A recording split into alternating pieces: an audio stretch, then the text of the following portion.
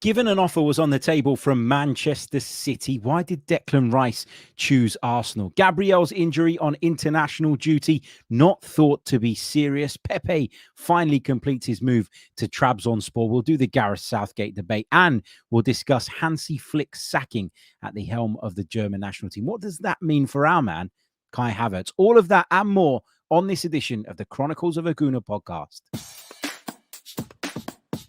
I'm Martin Tyler, and you're listening to Harry Symeou.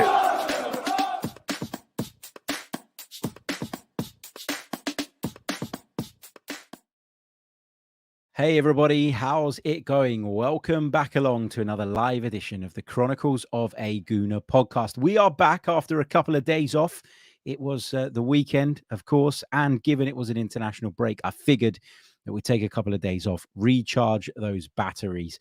Decided that it was wise to do my daughter's second birthday party as well on Saturday, where there was no football, even though it's a little bit early in terms of when her actual birthday is, rather than try and squeeze it into a weekend where there was Premier League football. I could tell you it wasn't my wife's first choice to do the birthday about a week and a half early, but hey, it had to happen. It had to happen. The alternative was on the day of the Everton game. Not a chance.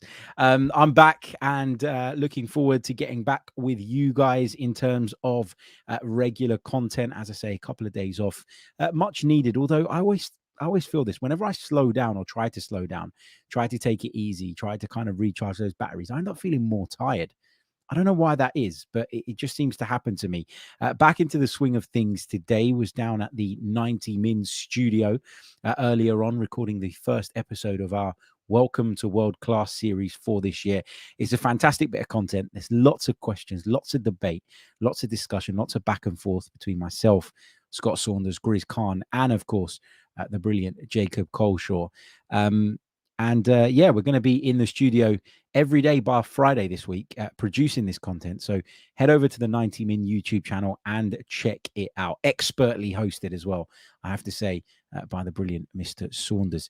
Good afternoon to AJ, who says, afternoon, Harry. Can't wait for Sunday. Big game against Everton. Every game's a big game when you're trying to compete with Manchester City, isn't it? Mafia Boss is with us in the chat as well. We've got Adair who's with us, who says, oi, cheers from BK to Harry and the Chronicles fam. Louis Robson, not long got back from work, says, hope your day's been good. It's not been bad, thank you. Evan Hood says, good news on Gabriel. That made me feel better this morning. We're going to get into all of that and more. Remember, we're going to be talking Gabriel's injury after he had to come off in the game against Bolivia with a problem. We'll also dive into Declan Rice's interview with Channel 4, in which he revealed what it was about Arsenal that convinced him. What was the deciding factor? Because we know that Manchester City were in the race to sign him as well. And I'm sure there would have been others. Bayern Munich were reported to have had an interest in him as well. And people used to say at the time, well, Bayern Munich can't afford 100 million. Well, they pretty much spend that on Harry Kane. We'll also, I guess, wrap up the Nicolas Pepe chat because he has left the club now on a permanent deal. His contract was terminated by Arsenal Football Club. He wasn't the first, but I do feel like he could be one of the last in terms of those contract terminations. We'll also reflect briefly on England's draw with Ukraine, in which Alexander Zinchenko scored. And you could see the pride on his face, couldn't you, when he wheeled away in celebration. We'll also discuss Hansi Flick's sacking by Germany less than a year before the European Championships, because that could have a knock-on effect on our man, of course, Kai Havertz, who's been tasked with leading the line for this German side under Hansi Flick on plenty of occasions. We'll also round off the show by taking some of your questions and thoughts. Just a quick one before we move on. Our members podcast, which will be coming out tomorrow, is going to be based solely around you guys' questions. So if you wouldn't mind, when you finish watching the stream, or if you're listening to this on audio, pop over to the YouTube channel. Click on this video, which is titled Declan Rice on why he chose Arsenal, Gabriel injury latest, etc., etc., and go into the comment section. Don't do it live now during the show, because those comments are not retrievable for me later on without me playing the whole chat replay thing. So it's easier for me if you wait until the show is over, pop into the comment section, put a little Q at the start and leave me a question. And we will build our members show around those questions, and that will be out for you guys around about tomorrow evening time. So yeah, check it out, get involved. You know how much I enjoy and appreciate you guys' interaction. But anyway, that's enough of the teeing up. Let's get right into the thick of it. And we're going to start with Gabriel. Big Gabi, is he fit? What's the diagnosis? I remember waking up to the news just the other day that Gabriel had picked up an injury for Brazil. I think it was on Saturday morning, and thinking to myself, FFS. Like, this guy never gets to play for Brazil. You know, he had, I think, an opportunity before. And if I remember correctly, it was around the time his child was born, and he decided, you know, that would take precedent and take priority, which it should, of course. And along comes another opportunity. Off he goes. I was worried about the fact that they were playing Bolivia anyway, because there's a lot of sides in South America, I beg your pardon, that are notoriously physical. Bolivia are one of them. Peru are the other one that comes to mind when I think of that. Uruguay too. They can be quite nasty in that sense as well. And I looked at Brazil's fixtures. And I'm like, Bolivia, Peru, great. Somebody's going to get kicked. Somebody's going to get kicked real bad. And it was, the timing was awful because Gabriel had come back into the side for the game against Manchester United. Zinchenko returned to the team as well. And we saw the shape sort of shift closer to something like what we saw last season, which we were all sort of crying out for a number of weeks. So then this idea of him going away on international duty, finally getting his opportunity to represent the Seleção, putting on the famous yellow shirt, only to then pick up an injury, go off injured, was disappointing from Gabi's perspective, but one that would have been really frustrating for us Arsenal fans, because you felt like that could mean he's out for a period of time. Just when we got back to what was working well, the system that we all love and adore, you know, had he gone again? Had he sort of hit a brick wall, and had he hit a bit of a snag and a bit of a problem that was going to set us as a team back? I just remember being so annoyed about it on Saturday. And I think Tom Canton, in a WhatsApp group that we're in with some others, said something along the lines of, look, I think it was just an impact injury. I think it should be okay, which it calmed me down a little bit, but you're still thinking, you know, bloody hell, what rotten luck. Since then, reports have emerged, news has emerged from Brazil that Gabriel did undergo a scan whilst with the Brazilian national team, and that no significant injury was identified, which backs up the shout that it was just an impact injury. He is trained, he's back in training with the side, and is expected, according to reports in Brazil, to start their game versus Peru. Now, it's not the ideal fixture, given what I've just told you about Peru and what we know they can be and how physical they can be. But obviously, the positive to take out of this is that if Gabi is fit enough to A, train, and B, be involved, then clearly it was just an impact injury. It is something that they've been able to deal with and manage, and it shouldn't be a problem for him ahead of our trip to Goodison Park, a place that we've been really bad at in recent seasons this weekend. So, yeah, fingers crossed that there's nothing more to talk about on this, and that Gabi returns back from international duty in as good a condition as possible and is available, fit, and ready to play against Everton on Sunday. So that's positive, I guess. Let's see what you guys are saying on this. Evan says, would you want Gabi to start for Brazil on Tuesday? Some will say get him minutes, but he needs to heal. Well, it depends on the injury, doesn't it? In terms of minutes, he hasn't had that many at the start of this season. So I'm not against him playing minutes. But obviously, if there is a risk of him aggravating whatever injury is that he picked up, however serious or non-serious, then I'm going to be concerned. And I'd rather he takes that risk when playing for Arsenal rather than the Brazilian national team, because for me, there's no affiliation.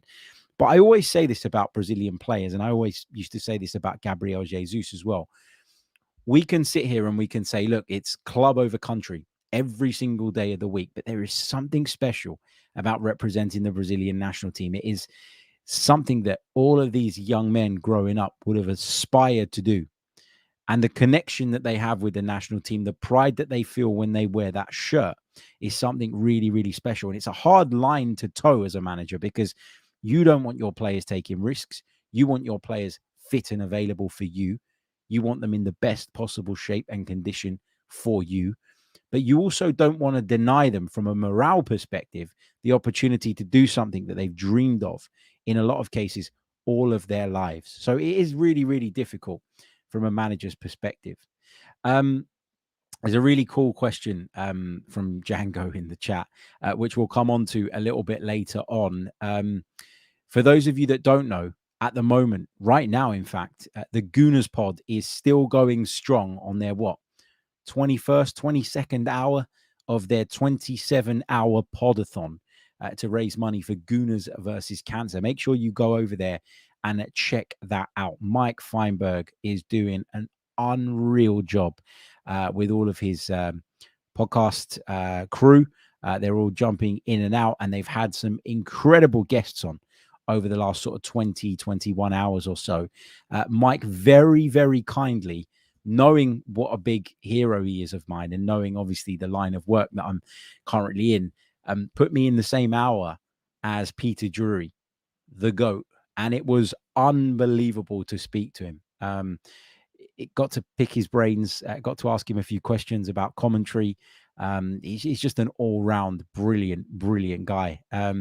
Django's question about how it was picking his brains, we'll do that a little bit later on in this show, so don't go anywhere. We'll talk a little bit about Peter Drury too. Let me just make a note on my note so I don't forget that as we work our way through the show. But yeah, look, Big Gabi likely to play for Brazil against Peru, which is good news in one sense, slightly concerning on the other. But yeah, I'd rather he was fit to take part than not fit, because then I'd really be worried. But anyway, look, let's take a short pause, and then we're going to talk Declan Rice. Don't forget to leave a like on the video, subscribe, all the rest of it. You know the drill by now. We're going to be back in a sec, and we're going to talk Declan Rice. Why did he choose Arsenal over everybody else? Welcome back to the Chronicles of a Gooner, the Arsenal podcast, part of the 90 Min Football Network. A big hello to Derek Symes as well, who's joining us from Australia. Says, g'day. Hope you are well, my friend. Okay, let's do it. Declan Rice then has been speaking to Channel 4. He sat down with Joe Cole, obviously someone who also really did,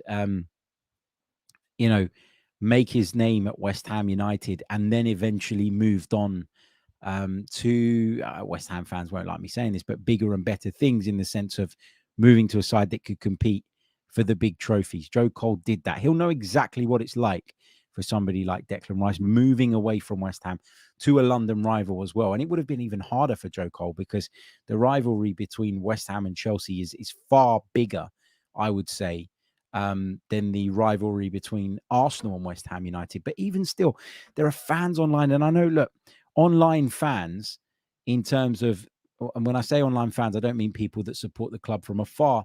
To be clear, what I mean is people that are literally hiding behind fake avatars and wanting to have a go at people and sort of abuse people, because they know that they can do it free from consequence, given that their identity is unknown, location is unknown, and all the rest of it.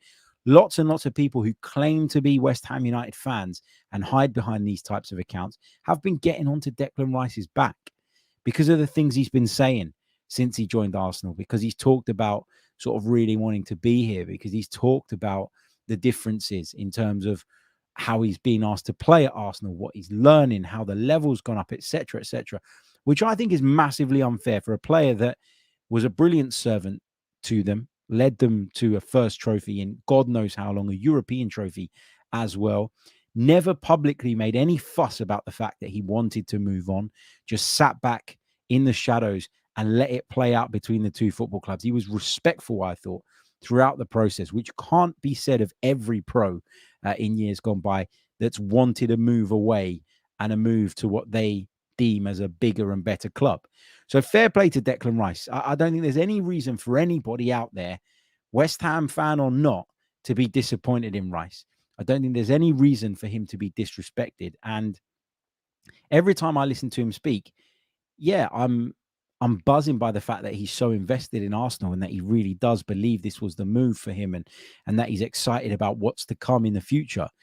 But I also think he always goes out of his way to make an effort when it comes to referring back to West Ham. He said in this particular interview that he regularly speaks to the guys. He talked about how difficult it was to leave the club and leave the people involved in the club. He also mentioned that at the start of the season, he sent a message to David Moyes wishing West Ham luck for the season and all the rest of it. The guy's a class act, whatever way you want to look at it.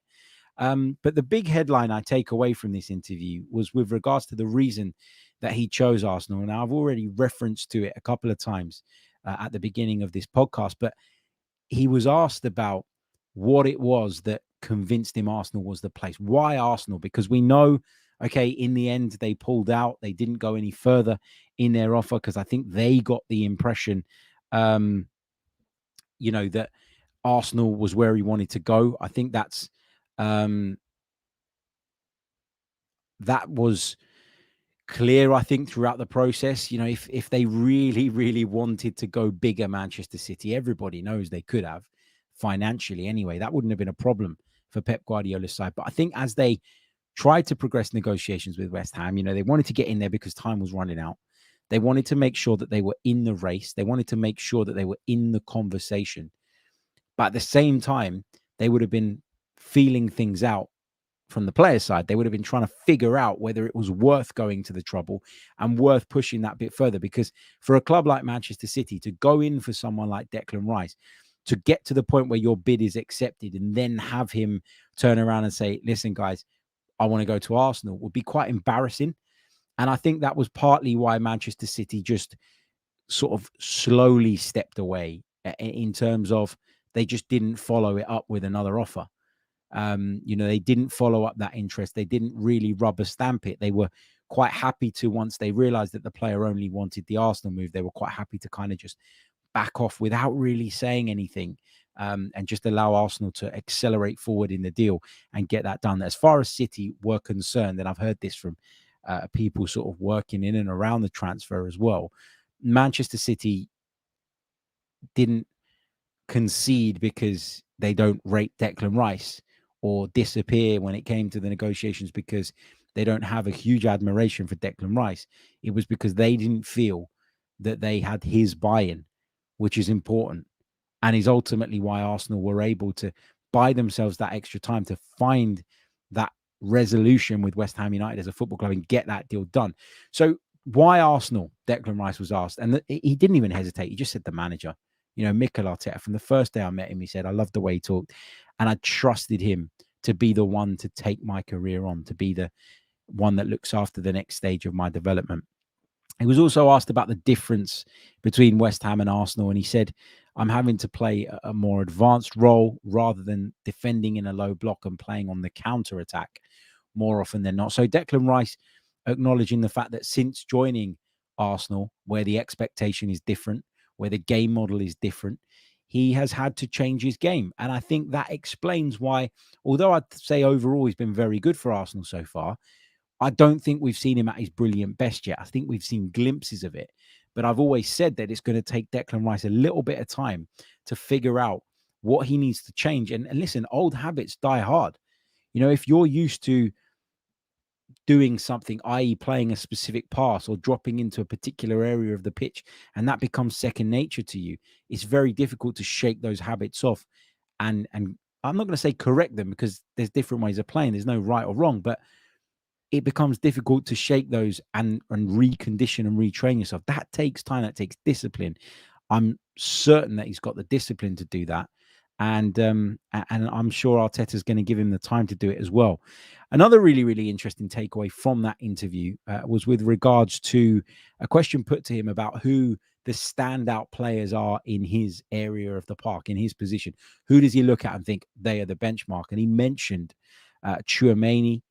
He mentioned Rodri. That was the first one that came to mind.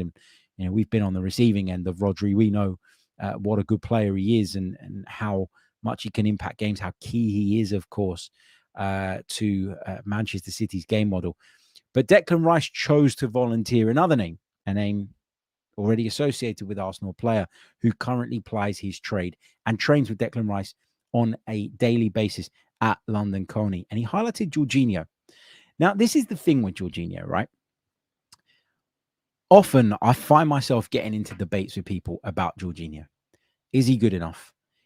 What is it that he brings to the team? Why did Arsenal go and sign him? Etc. Etc. Etc. Oh, he should never have got a move to Chelsea. It was just Maurizio Sarri's thing, and no other manager managed to use him in the right way, or no other manager rated him, I should say, to the point where he was a regular fixture in the side, etc., etc., etc. And I've always disagreed with that stuff about Jorginho, because I think he's a really, really good player, and there's obviously something there that makes him appeal to managers. And Declan Rice has seen something on the training pitch that has convinced him of Jorginho's class, his value to the squad. And Declan Rice even went as far as saying, there are things from his game that I'm trying to take and add into my game. Said he's so impressed with him in training every day, his intelligence and seeing the way his brain works. He says he knows when to release the ball. He knows when to drop in pockets of space. He knows how to create space for himself so that it seems like he's got plenty of time in possession. So that was a big takeaway, I thought, from that interview, because often I think I have this conversation with Arsenal fans who look at him and go, well, he's a bit slow. He isn't the most physical, etc., etc. So what is it that's so special about Jorginho? Well, there you have it. From a £100 million midfielder, Jorginho is a very, very valuable asset to this side. And when you think about what we paid for him, it's just, it's crazy that we were able to get him for that money, albeit on a short-term contract, but he's seen as a short-term solution. But if in that time he can bring experience to the camp, he can bring competent backup, which is something that we've lacked in midfield for such a long time. And also he brings you a very particular skill set that you can use in certain games. I think we've seen him come off the bench at times and just bring some control in games where we've maybe allowed the game to become a little bit frantic, a little bit end-to-end, a little bit loose. And we're at risk as a consequence and as a result of that, of not picking up the result that we probably deserve and want. So I think Jorginho has a very specific skill set that Mikel Arteta values, but also it's the off-the-pitch stuff as well. And when you hear players like Declan Rice reinforcing, A, what a good player he is, and B, what he brings to the squad, I think that's obviously really, really positive. Right, we're going to take a short break and then we're going to round up the Pepe chat. We've been speaking about him for about a week or so as this move was in the pipeline. Let's draw a line under it. But we've got to talk about the fact that Arsenal have had to terminate yet another contract. That after the break. But before we go to the break, like, subscribe, share. You know the drill by now. I'll see you guys in just a moment. Welcome back to the Chronicles of a Gooner, the Arsenal podcast, part of the 90 Min Football Network. Let's do Nicolas Pepe, who completed his move to Trabzonspor at the end of last week. The club didn't officially announce it, our end anyway, until over the weekend. Nicolas Pepe leaves, having joined Arsenal for a record at the time, £72 million in total. And it's fair to say that the transfer didn't really work out. Now, I'm not going to go into that again, because we've been there, done that. It's been an ongoing discussion, debate for years, right? Why hasn't Nicolas Pepe worked out at Arsenal? Is he a good footballer? Is he not? Blah, blah, blah, blah, blah. What I did see come to sort of emergence over the past few days, when we all knew that that deal was done, was a big old debate again about this idea of terminating contracts. I said at the top of the show that he wasn't the first, but he could be one of the last. And the reason I say that is because he's clearly part of a group of players that were here prior to Mikel Arteta's arrival, and Mikel Arteta hasn't really found any value for, any room for in his side. And therefore the feeling is, well, let's just get them out at all costs. And I think there was an acceptance on KSE's part that we needed to go again with a blank canvas. That means losing money, forfeiting money that, maybe in an ideal world you don't want to, by paying people off and all the rest of it. But I think with a deal like the Nicolas Pepe one, and of course the details, the finer details of this will not be out in the public domain, but I would be very, very surprised if there isn't, or there wasn't, some kind of compromise found in terms of, look, you've got a year left on your deal. If you want to go now, you want to get out of it because you're not going to play any football this season, let's come to some sort of compromise. I don't know. For example, we pay you for half of the year that you're owed based on the contract. We meet in the middle and we go our separate ways. You get to join Trabzonspor. There's no transfer fee involved as a result of that between the two football clubs. Therefore, you have a greater chance of achieving a signing on fee as you're going as a free agent because we've terminated your contract, all the rest of it. And it works for everybody. Nicolas Pepe will probably pocket a portion of the money that he would have lost in that scenario in the shape of a signing on fee. So everybody kind of wins, right? Arsenal save a bit. Pepe's not really left out of pocket. But even if he is a bit, he gets to go and continue his footballing career, which has hit a speed bump. And, it is struggling at the moment. Lots of people were complaining about the fact that the contract was terminated in the way it was. And that old debate came up again. Arsenal are terrible sellers. How do we fix it? This is the type of deal. This is the type of thing that only reinforces that opinion that perhaps other clubs have of our ability to sell players effectively. And I'll always say this to people that say that. You can't sell something or somebody if nobody is willing to pay. We had the entire summer and not a single club came in with an offer for Nicolas Pepe. The only clubs that would have made a financial offer for Nicolas Pepe were based in Saudi Arabia. And it was clear from the off that Nicolas Pepe himself had no interest in making that move. Therefore, what do? It's like I've got an old banger of a car sitting on my driveway, right? Which is going to be collected by a scrap company tomorrow. Now, in my head, that car could be worth 10 grand. But if someone's only going to come and pay £100 for it, that's all it's worth. Because you can have in your head a valuation and a price. But unless someone's actually going to meet that, then what does that valuation even actually mean? And the answer is nothing. So stop getting caught up in the fact that we didn't achieve any money for Nicolas Pepe. Arsenal will have known going into the summer that there was a strong possibility they were going to have to terminate Nicolas Pepe's contract. They're not silly. They're not stupid. They know how the land lays. They understand the landscape, and they were willing to do that. If they weren't, he would still be an Arsenal player right now. But it was clear there was a desire on both sides of this to break free of one another, for him to continue his career, and of course, for Arsenal to be rid of his substantial wage. Now, I read some people reporting his wages as high as £200,000 a week. I can tell you categorically that is way off the mark. Nicolas Pepe was on a big wage, in excess of £100,000 a week, from what I understand, but it was nowhere near the 200,000 mark. If I had to guess, I'd say it was between 130, 140,000, somewhere in that region, which is obviously big money. And it will be helpful for Arsenal, the fact that they've been able to get that off the wage bill. But this idea that he was on 200 plus K per week is one of nonsense. So yeah, look, as I say, you can't change the fact that someone's not going to buy it, someone's not willing to pay for the player, particularly because he's injured at the moment as well. It wasn't like we could have used him up until January to put him in the shop window, maybe in cup competitions, etc., etc. There's no chance of that. Nicolas Pepe is A, not fit, and B, his value has decreased dramatically. And when clubs out there know that someone is not a part of your plans, they're not going to come and show their hand early on in the window. They're not going to come and make you an offer that you feel is fair, because they'll know and be well aware that if they hold tight, there's a chance they could pick him up for free, just like Trabzonspor have done. And I actually think Nicolas Pepe will do quite well in Turkey. And genuinely, I wish him all the best.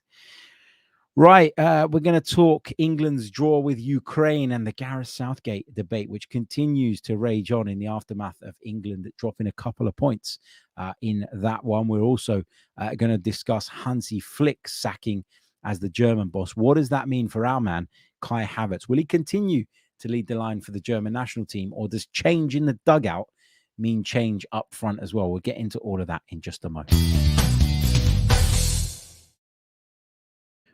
Welcome back to the show. Right, England were held to a 1-1 draw by Ukraine over the weekend. Alexander Zinchenko, our very own, scoring Ukraine's goal to put them in front. Kyle Walker equalised for England, and the game ended up fizzling out into a 1-1 draw, which was a big result and a positive result for Ukraine, but not one that England fans have been too happy with. in the past few days. England, of course, in action again tomorrow in a friendly against Scotland, which should be quite tasty, actually, given that Scotland are in pretty good form at this moment in time. But of course, every time England fail to win a game, even when they do win a game, to be honest, the Gareth Southgate debate comes to the fore. He's not good enough, say people watching on from their armchairs. But I would ask this, in comparison to who? Because I think the very, very best managers in the pomp of their careers prefer club football. I think that Gareth Southgate has done well in terms of taking England to a World Cup semi-final, followed by the final of a European Championships, and then a quarter-final of a World Cup. No England manager since 1966 has won a major trophy with this nation. Not one. So to sit there and say that Gareth Southgate is super incompetent and is the sole reason why England aren't winning anything, to me, is madness. Does he make questionable decisions? Yes. We'll talk about Maguire and Henderson being in the starting lineup in just a moment. But overall, he's done a good job for England. Is he too conservative? I guess that is something that you could level at him. I wouldn't be against that point of view. But what I would say is, I just think the guy gets such a rough ride and it's so unnecessary. You know, football fans are fickle. I mean, I remember for years, England were nowhere near winning a tournament. He's taken them to a final, to a semi-final. Okay, it didn't go their way. He didn't get the rub of the green, etc., etc. But to sort of sit there and say he's England's worst ever manager is a load of nonsense. I don't agree with the team that he selects. I don't agree with the players he includes. I think he's chosen to build around some of the wrong players. I agree with all of that stuff. But the personal attacks on Gareth Southgate, or this notion that he is punching well above his weight, is a nonsense. He's raised the expectation levels around England, which I didn't even think was possible given the expectation that's always been around them because of the quality of players they've always had. He's allowed England fans to dream, and I think he deserves, if not blind support for that and blind loyalty, at least a bit more respect than what he gets. Harry Maguire shouldn't be anywhere near that team. And I think that he has got to decide who is going to be the centre half alongside John Stones and stick with that. From an Arsenal perspective, I can't understand for the life of me why Ben White is not in the conversation. We don't know what happened at the World Cup. Ben White left early, etc., etc. People were asked to sort of respect his privacy. Don't know what happened there. But from a purely footballing perspective, Ben White should be in that side. Maguire shouldn't be. Always thought that Maguire was overrated in terms of what people said he could do with the ball at his feet. I think he looks slow. I think he's indecisive. And I think he's just nowhere near at his best. And I know that a lot of that is because of probably the mental burden that he's carrying with the criticism that he gets. And I understand that. But I think that's where it's on Gareth Southgate as well, to take him out of the firing line and stop creating and causing this debate every single time England take to the field. The other surprise inclusion for me was Jordan Henderson, which goes back to the point that I made about maybe you could say England are too conservative. Do you need to play that midfield? Is there not room for a Maddison infield or a Foden in that type of position? I certainly think there is, particularly against opponents of the level of Ukraine. Listen, I understand if you play France or Germany or Spain or Portugal that you might want to go a slightly different route. But I do think there are games in which England probably have a responsibility to be that bit more expansive.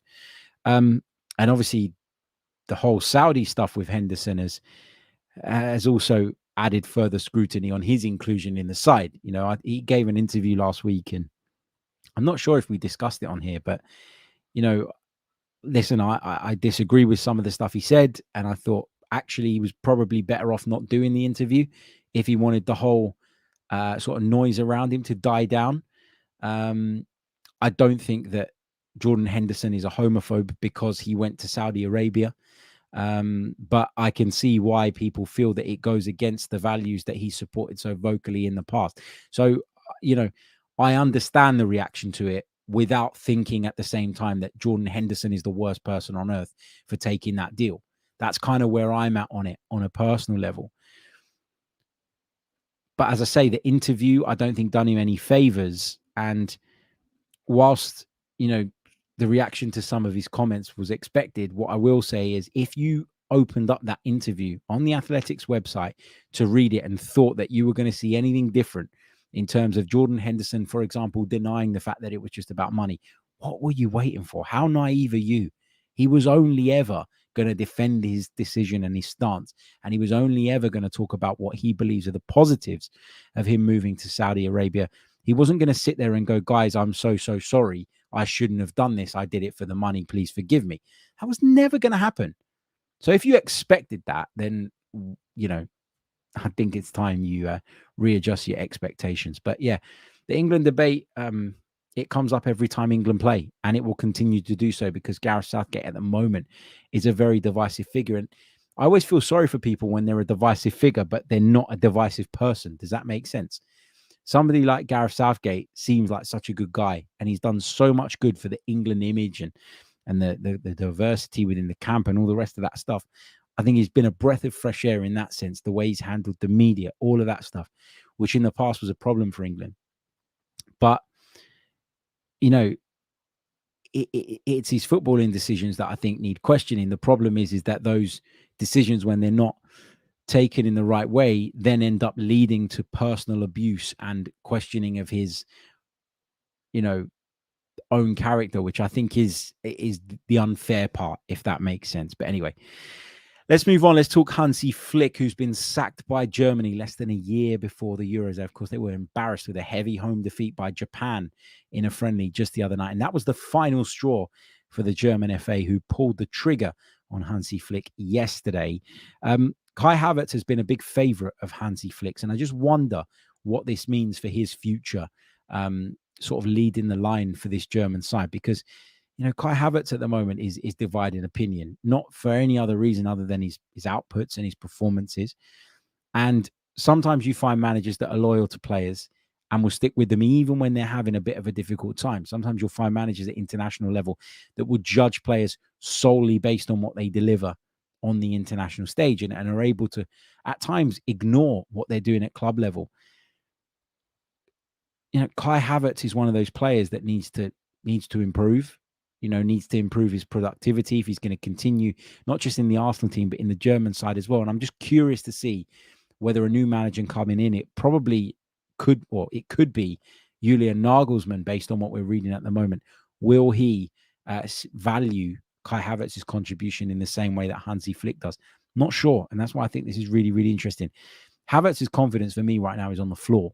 And although he spoke over the weekend whilst on international duty and basically said something along the lines of, look, I've been to new clubs before and I've been through these difficult moments before and I'm staying calm. It is playing on his mind, I think. I think that's clear to see in his performances.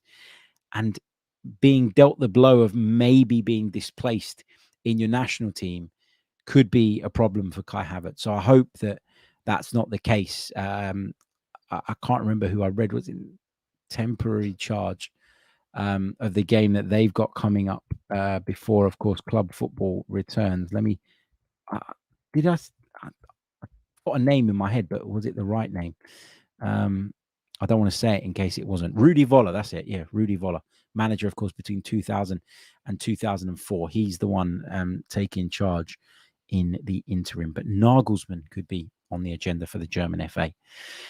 You asked me earlier on about Peter Drury, and I'll just answer that question from Django.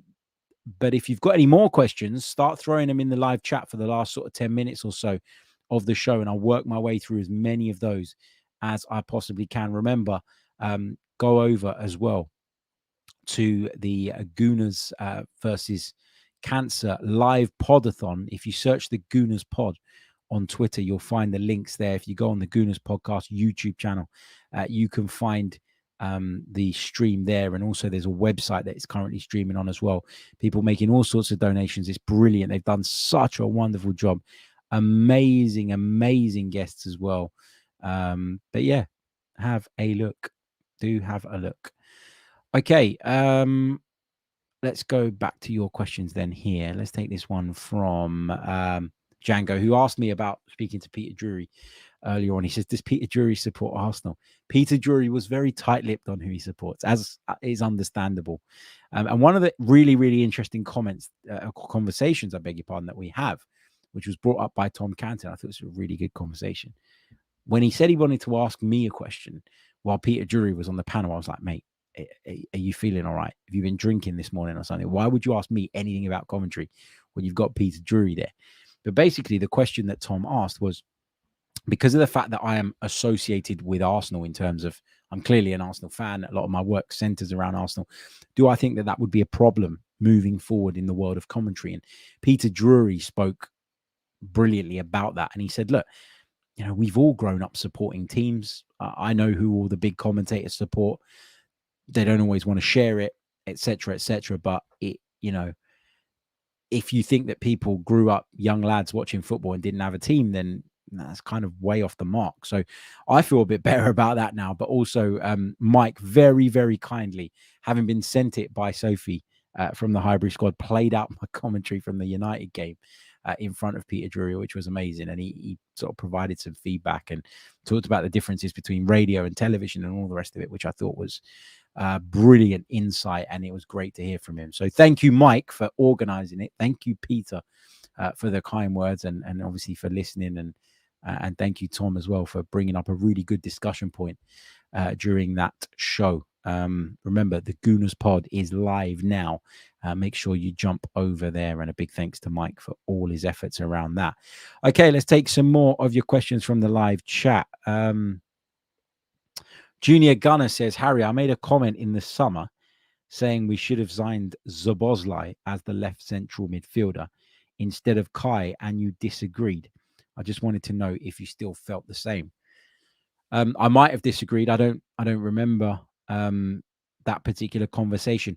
Did I just remind me? Did I say that I didn't want Szoboszlai, or did I say something along the lines of, actually, we're not in for Szoboszlai, so what's the point in talking about this? Let's focus on the player that is incoming, and that if Arteta thinks that Havertz can do this role in the way that he wants him to, then I'm kind of on board with that.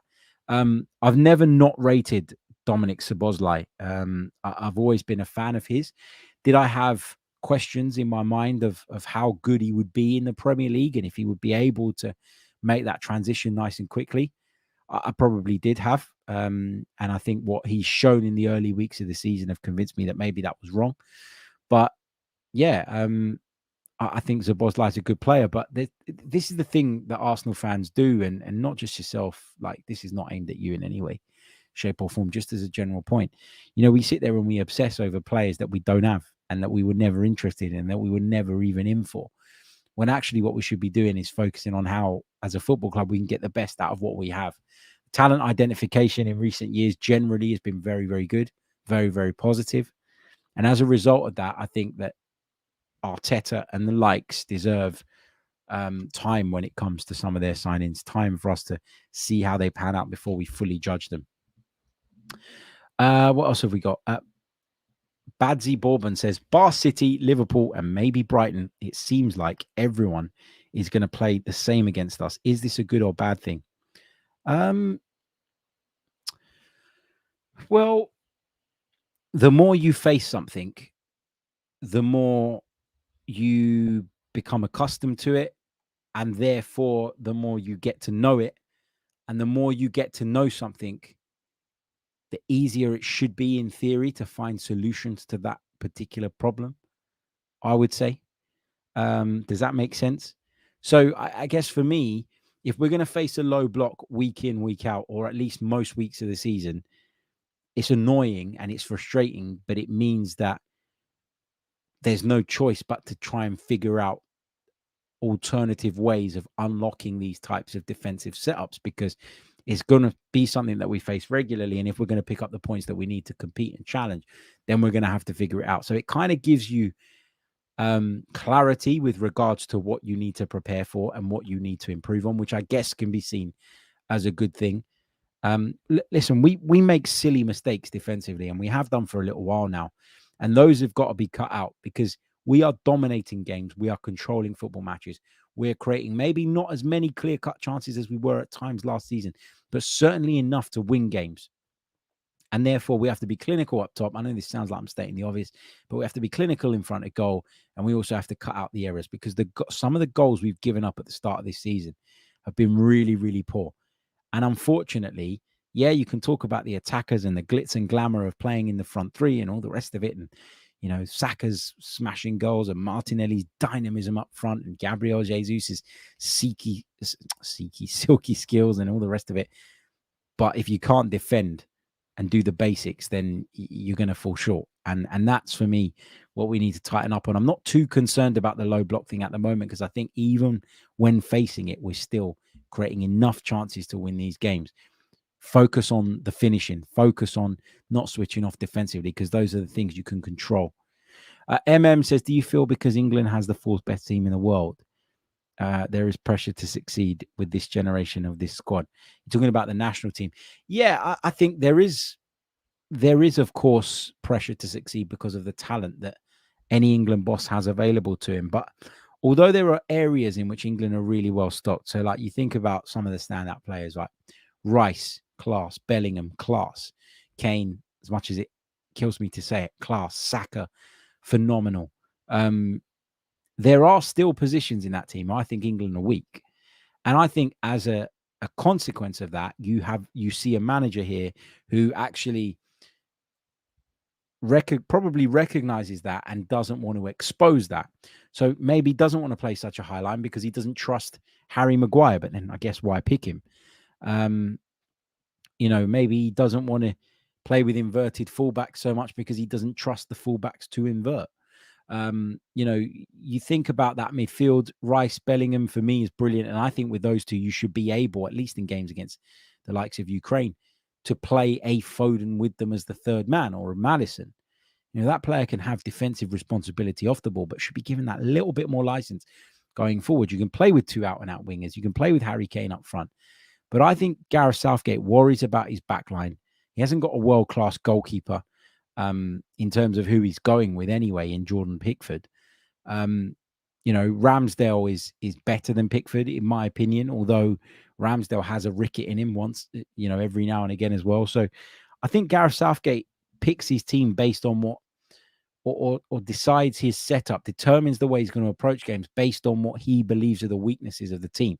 Now, there's two ways of looking at it. There's glass half full, glass half empty. There'll be managers that think these are our strengths. Let's really try and amplify these elements of our game, and that should bring us success.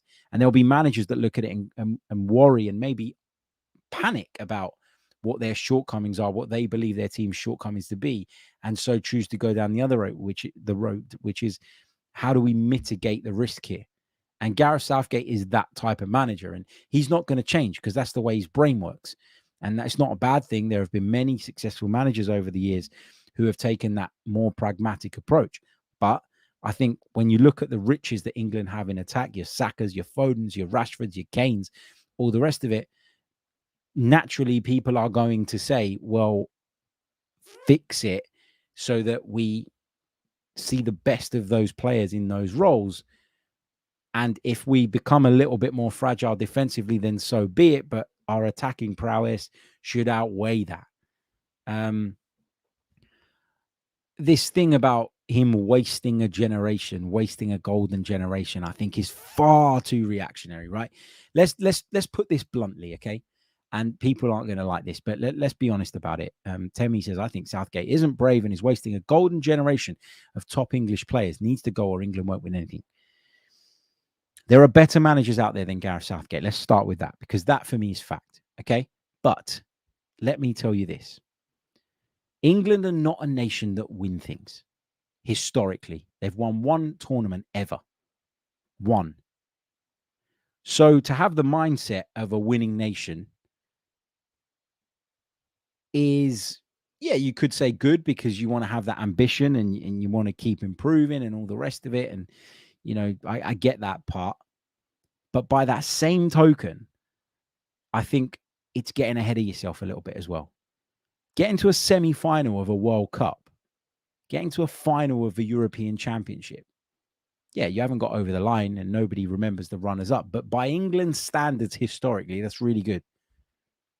And Gareth Southgate shouldn't be judged on standards that Spain have set or that Italy have set or that Germany, Brazil, Argentina have set over the years. He should be judged on the standards that England have set. And in comparison to those standards, he's done pretty well. He has. This idea of a golden generation, right? Bukayo Saka hasn't even kicked the ball in the Champions League yet. Okay, he's great and he will only get better. But you're not talking about a side of established elite level players. Jude Bellingham is young and has gone to Real Madrid and is now kicking on to a new level, but his best years are still to come. Declan Rice, I think, has been limited in the way he's been allowed to play the game at West Ham and is now developing into a much better player. Phil Foden's still got levels to go up to. James Maddison, having gone to Tottenham from Leicester, is going to be better for it. I think that England's level is on the rise. They've not peaked yet for me, this England side. Certain individuals have probably peaked, the likes of Harry Kane, for example. Kyle Walker, maybe you could argue, although I still think they're both great. But overall, the core of this squad that I believe Southgate should be building around is yet to peak and still has more to come. So I wouldn't be sitting here going, oh my God, you have to sack him now, because if he doesn't win the Euros coming up next year, there's no chance England win anything for another however many years, 60 odd years. I wouldn't worry about that at this point, because I still think the squad has got levels to go up to. And I think what you've seen under Gareth Southgate, whether people want to admit it or not, is progress. And you don't just go from being a nation that never wins anything to winning everything. And that's where fans can be a little bit spoiled sometimes and set, as I say, in my opinion anyway, and this is just my opinion, unrealistic expectations. Okay, guys, we are going to leave it there. Thank you so much for joining me. As always, hope you enjoyed the episode. Remember, once the stream finishes, pop down to the comments section. Leave your questions for our members episode, which is coming out tomorrow. I've got a few in the bank already, but yeah, some more questions would be much appreciated. And we're going to spend this week slowly getting our way back into Premier League football ahead of Arsenal's big game at Goodison Park on Sunday, which I can't wait for. Can't wait to see the Arsenal back in action, particularly given the way that Manchester United game ended. Like, subscribe, share. If you're listening on audio, leave us a review as well. And I'll catch you all next time. Until then, have a great evening. Goodbye.